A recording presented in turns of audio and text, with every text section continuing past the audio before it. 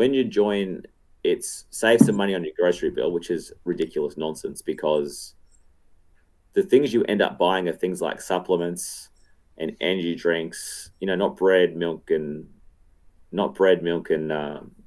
cheese and stuff like that. It's so the things that my dad buys to get his PV to the level, the quota of the PV, are things that he doesn't actually need and he never bought before. So the idea that you're saving money on your grocery bill is ridiculous. But they start off saying you're going to save money on your grocery bill because you're getting a discount on your groceries. To these products are more expensive because they're superior to everything else on the market. Yeah. So the toothpaste. And you get what you pay for. You get what you pay for. My dad truly believes that the Glister Amway toothpaste is the most superior toothpaste on the planet. But just think about that logically. If Amway had the secret ingredients to make the best toothpaste on the planet, do you really think that Colgate, with all their resources, wouldn't be able to copy it? Of course they would. It would be knocked off like so fast. It'd be knocked off by like Temu or whatever. Exactly. So that's what I mean. The story changes. So you join, you're going to save money on your grocery bill, if nothing else. And this is something that Paul Racovalis talks about. So you're going to save money on your grocery bill. You're going to pay more for your groceries, but you're getting superior products. It starts off as, my dad's line always was, you prospect someone and say, "Oh, I'm too busy," and you go, "Great. That's why I'm contacting you, because this will create time freedom." So they're talking about time freedom when you join, and then once you've been in a while, they'll then put the idea onto you of show the plan 5 and 6 nights a week. Now, this is what Dexter Yeager said over and over and over again. Show the plan 5 and 6 nights a week. Now, I mean, that the insanity of that, you could have the best talker, the best salesman on the planet. He would not be able to show that plan 5 and 6 nights a week. I think that's why my dad's such a good example, because he actually had a job where he was allowed to prospect every single person that got into his taxi. If you're working in an office or in a shop, you can't prospect every single person that comes into your store, because you get fired for doing it. So I reckon you'd struggle to find somebody that's prospected more people than my father, because every single day he would prospect sort of 15 to 20 people a day in the taxi. This is 6 to 7 days a week. And then when he did have a day off, he'd be in shopping centers prospecting the shopkeepers. Or when he went to, so he'd prospect every taxi passenger, plus when he filled the taxi up with petrol, he'd also prospect the person working at the service station. If he bought a coffee at a coffee shop, he'd prospect that person. So he literally prospected tens of thousands of people over decades, and none of them are with him still. They've all quit. Apparently he sponsored 29 people. So when you think about the conversion rate of tens of thousands of people to only get 29, that shows you that most people know it's a scam. And it's back to the original point that I don't think anybody, even if you made this a job doing it 8 to 10 hours a day, that you get to show one plan a night. To show a plan is really, really hard. I mean, actually, and the more time that goes by, the harder it becomes, because when you begin, you're prospecting friends and family. Yeah. You're a much higher percentage chance of getting them to sit down and let you show them a plan than a guy who works at say a car yard who you prospected. I think that's one of my dad's main strategies. Is he'd go and test drive a car, and then he'd prospect the guy at the car yard. So you can imagine, showing the plan to your brother or your sister is far easier than showing it to a car yard dealer or a guy that works at a coffee shop. And he's doing this in person predominantly, eh? All of 100%. No, 100%. 100%. Oh man. Yeah. So, see, Amway, but I think Amway's been quite clever, because Amway don't allow people to make YouTube videos promoting MLMs. They've also got very, very strict rules on things like TikTok and social media, because they don't want people like Marco and CC Suarez and the big anti-MLMers to find this stuff and to make fun of it. Right. That's why I think there's so few. If you type in anti-MLM into YouTube and then you go view counts, Amway is just not there. And I think it's because they've done such an amazing job of not allowing the distributors to do that. I think it's been a very, very good tactic. And that's actually, when I first went on to Building Fortunes Radio, I was really frustrated that there was all these awesome anti-MLM YouTubers and they weren't talking about Amway. They were talking about all these little companies, but not Amway.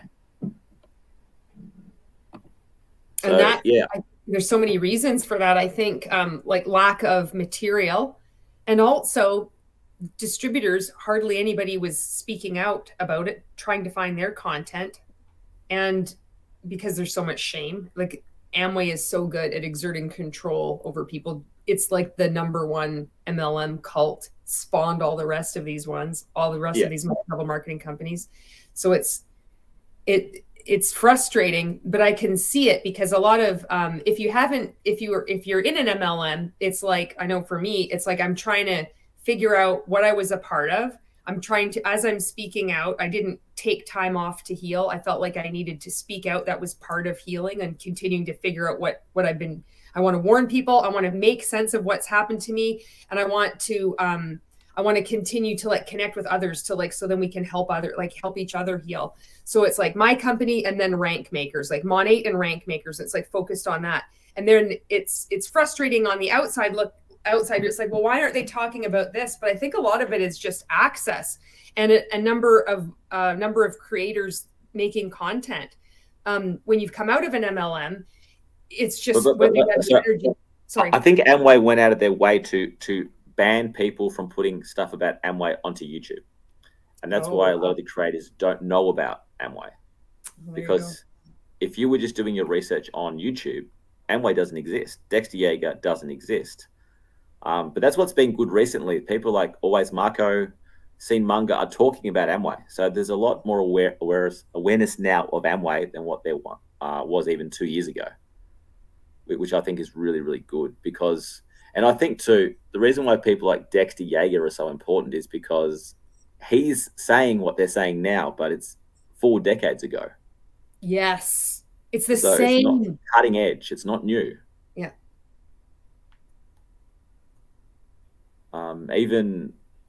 There's a movie, Welcome to Life, and no one really knows about it. And I think this was where the media became scared to talk about Amway and MLMs in general, because Amway just used to sue anyone who would say a word about them. This was a little tiny indie film, and they threw everything at this film and they got it banned.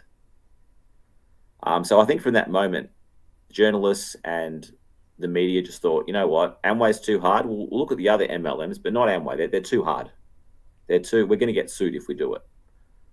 So I think there's a fear of Amway. I think there's more fear of Amway than any other company. Even that show with Kirsten Dunst on Becoming a God in Central Florida.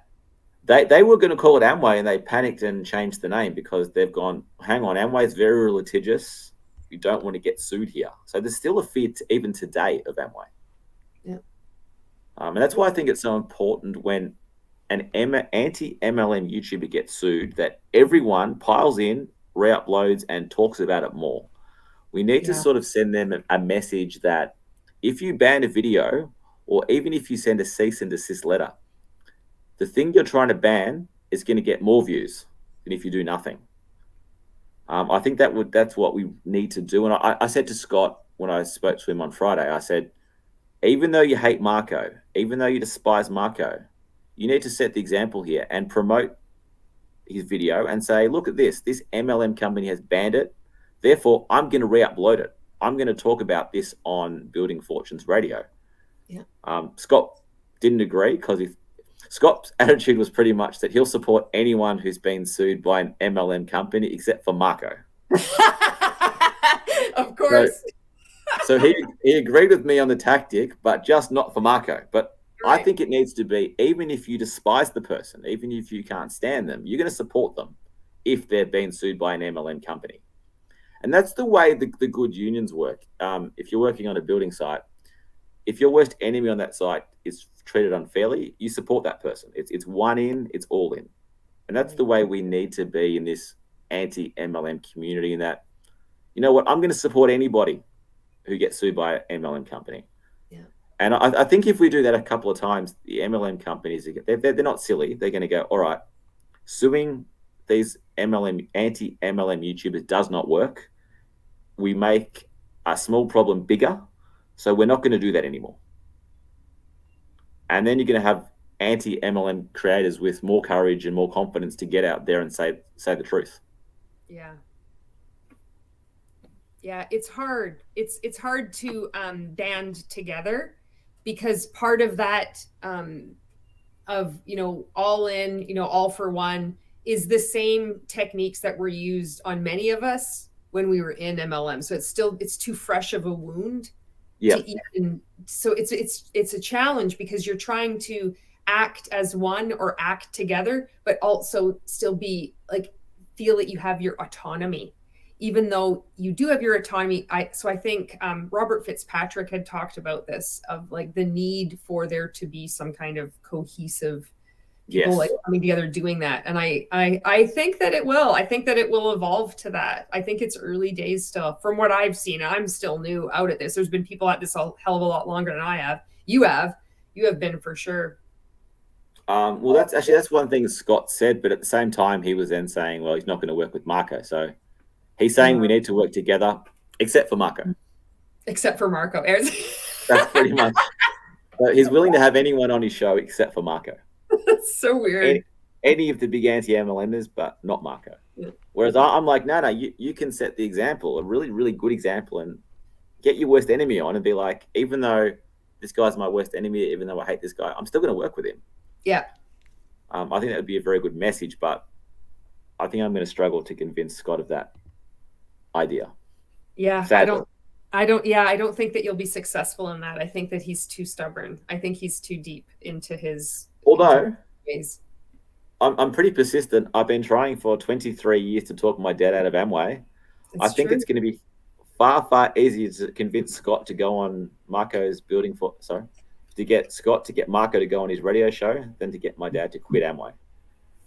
What are Scott's reasons that he won't want to like either go on Marco's like channel or have him on BFR? I just think Marco is a terrible, corrupt person, lying, stealing, drug dealing, does not understand MLMs at all. It's the same stuff. His big criticism originally was that he didn't talk about the Amway tool scam. We didn't understand that. But as I said to him, he's now talking about the Amway tool scam. So you've got to give him some credit for that. He made an outstanding video on Dexter Yeager. Absolutely outstanding. So if you listen to the first time I was on with on Building Fortunes Radio with Scott Johnson and Peter Mingles, me and Scott and Peter were all very frustrated that the Amway tool scam and Dexter Yeager in particular were not being talked about. So they should now really be praising Marco for being one of the very few big anti-MLMers to be talking about Dexter Yeager. Mm-hmm. His other big thing is that Scott says the big problem is a lack of retail sales, but I disagree there. I feel like Marco is very aware that there are no retail sales. It's not about retail sales. It's about selling tools, and it's about getting someone in, convincing them that they're going to become a multi-millionaire, and then selling them highly overpriced products with astronomical margins. I mean, I challenge you to find me a company that sells products with a higher profit margin than Amway. I mean, they sell their energy drinks for like $15 a litre. I mean, it is they sell them in tiny cans, but it comes to a litre about $15 a litre. They reckon to manufacture Coke costs about 3 cents a litre. So you've got to think, if Coca-Cola can be made for 3 cents a litre, surely Amway can make energy drink at something similar, but certainly under $15 a litre. So they're at their profit margins are astronomical. And that's the whole business model, really, is get people in, convince them they're going to become rich, convince them they're going to become a they're a business owner who's going to become rich. But you have to buy these products, these overpriced products. I remember actually at an Amway, one of the Amway functions I went to, the speaker said, I almost quit this business because of the price of the toothpaste. And then he's gone, how stupid would that have been? And everyone laughed like it was would have been the stupidest thing in the world to do. But the fact that someone almost quit the business because of the price of toothpaste, that tells you just how ridiculously, obscenely overpriced the toothpaste is. And they could literally cut the price of the toothpaste by 75% and they'd still have a high margin on it. They're making a decision to make it the most high margin toothpaste on the planet because they know people like my dad will buy it, whether it's cheap or super duper overpriced. Yeah, because he believes, like everyone else in their multi-level marketing companies, that it's the best product. It's superior quality. You're going to get what you pay for, and it's going to help with his PV. So yeah, so for him, I guess if he spends $8,000 a year on products that should cost $4,000 a year, you're only spending an extra $4,000. But if it means you make $1 million a year, what's $4,000? It's a very, very low investment. That's the mentality. The problem is when you spend an extra $4,000 a year for 23 years, that's then a lot of money. Yeah. Like with the extra money he's spent on overpriced Amway products, he could buy a legitimate good business. I mean, I was thinking the other day, like you can buy like a nice food van for $30,000. He could buy 3 of them just on the extra money he spent on toothpaste and vitamins and energy drinks and all that other rubbish, not to mention tools. So, and I think that's the big thing. I feel like a lot of people that join Amway, they're people who want to be a business owner, but can't afford to buy a business or don't want to spend money on a business. So it's almost like, I want a car, but cars are too expensive. Therefore, I'm going to buy lottery tickets, or that sort of mentality. And that's what Amway literally is. It's a lottery ticket. Yeah. But the problem is the odds on an actual lottery ticket are far better than on an Amway product. Yeah, I think it was Doug Brooks that said this, and forgive me if I'm wrong, but he said it's like buying a lottery ticket to last week's draw. Like the winner has already been announced. Oh, exactly. Yeah. I mean, the odds of, the mentality is that you're sponsoring one person away from being a millionaire. So Every time my dad's prospected a person, he was very excited that person could become Dexter Yeager and could give him a life of leisure and extreme wealth.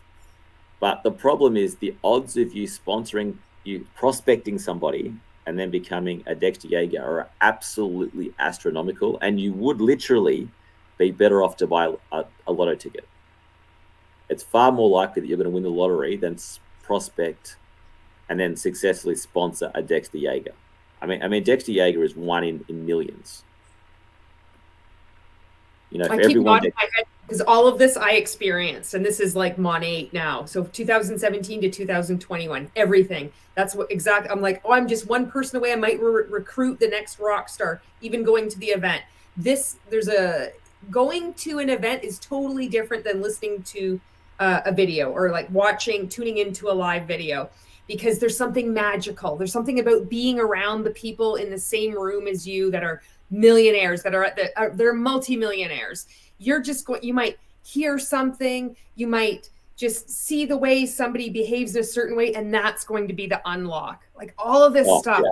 It's the same. I remember when my dad would go to one of the big functions at a stadium, he would get home so excited. He would be just so pumped up for about 3 to 4 days. He was just pumped up, positive, like laughing at me. One of his big lines was that he's hanging out with. He used to go to Paul Racovalis' house every single Monday night, and it would be the same format. Paul Racovalis would show the photo album of the Amway holidays. He then give this rousing speech every single Monday night. Like I'm talking 2-3 hours every single Monday night for decades. And Dad's line was, "I'm hanging out with a multi-millionaire. Who are you hanging around with? You're hanging around with losers, broke losers." And that's the mentality that if you go to these functions, you're hanging out with winners, with multimillionaires. When the reality is that the people he was hanging around, like Paul Racovalis, he just wanted an extra person at his meeting because that made his meeting seem more professional, more serious. Yeah. He was using him as, that was just a number to him. If I can get 19 people at the meeting instead of 18, I seem more legitimate, more serious. But can you imagine going to someone's house and looking at the same photo album every single week for years on end? I can, because I did something like that, like online though. But for your dad, like this is something that this is ritualized behavior now. And every time he goes there, there's almost like this comfort that he knows what to expect. He knows his role. And it's just serving to keep him in longer and longer. To do that for that many years, it's shocking. It's sad. And the thing that got me about that, it was a diamond speech by Paul and Karen Racovalis, was Karen's there talking, like she's done all this work. At these meetings, she did nothing. He would give this presentation in the lounge room and she wasn't even in the room. But if you listen to that, it's all about, she became a diamond because of her positive attitude. And she played literally no role at all. They like you to think that it's a partnership between the husband and the wife. What I've noticed is a lot of the time it's just one party is doing all the work and the other one's just sort of there pretending to be a part of the partnership. I think the reason is they like to have people, when you sponsor somebody, what you're taught is that you need to get away from anyone who is negative and not positive about Amway. Therefore, if you're dating someone and they're saying 99% of people in Amway lose money, you've got to dump them, because you cannot be successful. For us. Here's Kaz. I just want you all to remember that you're the master of your own fate and the captain of your own souls. And we're all going to go sailing or cruising, whatever you choose, however you choose to do it. Follow your dreams and set your goals. In this business, yes, you will be challenged. There is work to do. No use sitting in a safe harbour because the view's better from out at sea. Things will be stormy. Don't wait for the storm to pass. Move through it. What we've learned in this business is to think differently. We've learnt to believe. We've learnt to trust. We've learnt to prioritise time. We've actually learned to work together. And we've also had to learn to work in a team. Every one of you you are all part of an awesome team. So Raka and I, we're really, really privileged to be part of Lee and Kathy's Diamond Ship. We're also really privileged to have people like Lisa as mentors as well. And we get out there and we have lots and lots of fun. When we first started in this business, I was Miss Perfect and Raka was Mr. Grumpy. Now we've become Little Miss Sunshine and Mr. Happy, I suppose, for those of you that might have grown up with the Mr. Men books. But what I needed to do was learn to check my attitude and to prioritise time, because I was a mother, a wife, brilliant provider, people sometimes in the kitchen for the family, and I was teaching part-time. And those of you that come from an education background might realise that for those that don't come from